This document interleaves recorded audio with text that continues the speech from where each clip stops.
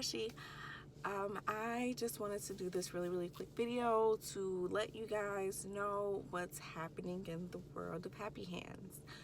So, where do I start? It's a lot. So, I am learning that I need to automate my processes only because I'm finding myself spending a lot of time in the business and not working on the business. And because of that, I'm not growing or scaling the way that I hope to grow and scale. So I need to come up with something, anything, honestly, to be able to fix that.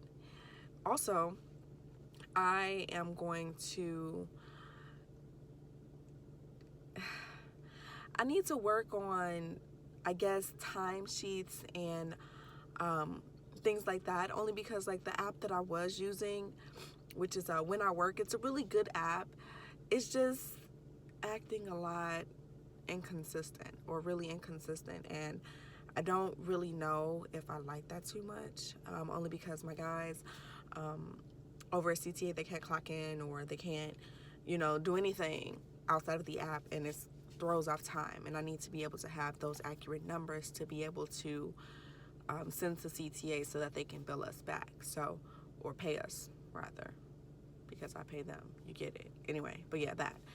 And I'm also learning that it's okay for me to put my foot down. Like, most of the time, I'm a super empathetic person. Like, I always put myself in the shoes of my guys, of my employees, of, because I understand, or at least I try to understand. And sometimes they take that for a weakness. And I had to learn that sometimes it's okay to be assertive. Sometimes it's okay for me to show that I'm the boss and essentially what I say go. I actually had to terminate an employee, and while it wasn't the best feeling in the world, it's one of those things where I know it's going to happen, and I just honestly have to be prepared for it. I'm learning that I need to automate my processes only because it'll make my life a lot easier. And what I'm starting to realize is that by me being inside the company doesn't function without me being in it. And that's terrible. As you guys know, I'm still very active in the military. I'm still a reservist, which means I still have to go to drills. I still have to do whatever duty they call me to do. And if I'm not there to physically make sure my company is in order, then essentially my company, to me, it feels like it falls, only because people are not doing what they're supposed to be doing. They're doing half jobs. They're not scheduling the way they're supposed to, things like that. And I need to come up with a process to fix that, because honestly, I'm not going to last long if that continues. Or very worst case scenario, I'm not going to be able to leave my business and go somewhere else with the peace of mind of knowing that it's going to be taken care of. So I need to come up with the process to eliminate those issues, make sure I have the right people in my corner to fix those issues if an issue was to arise, so that I can, I guess, have a peace of mind knowing that if I was to have to go away for a little bit, or if I was to have to do something, that my company would still run and it wouldn't ultimately crash and burn. I'm also learning that entrepreneurship is not for the weak-spirited. It's not. You have to have thick skin. You have to be able to handle stress, because a lot of stress comes with it, believe it or not. And don't get me wrong, I love everything about being an entrepreneur, because for me, it's me leaving a legacy for my children, right?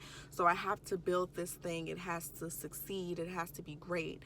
But it's also not for the weak-spirited, because the minute something happens, or the minute things don't go as planned, you will freak out. And if you're constantly having meltdowns, you can't be productive.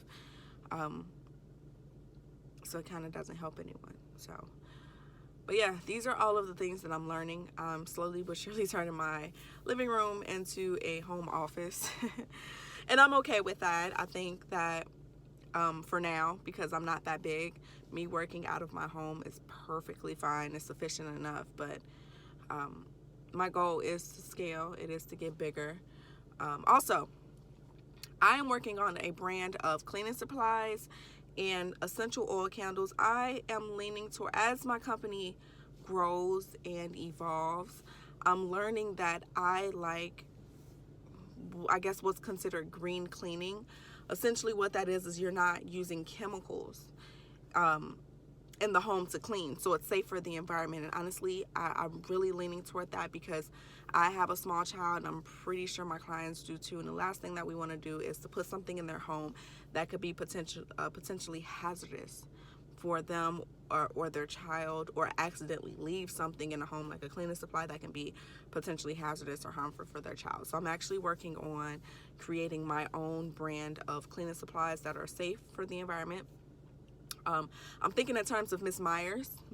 I think they're really, really good because they use literally green products, or their own version of green products with essential oil, and that's what I want to do.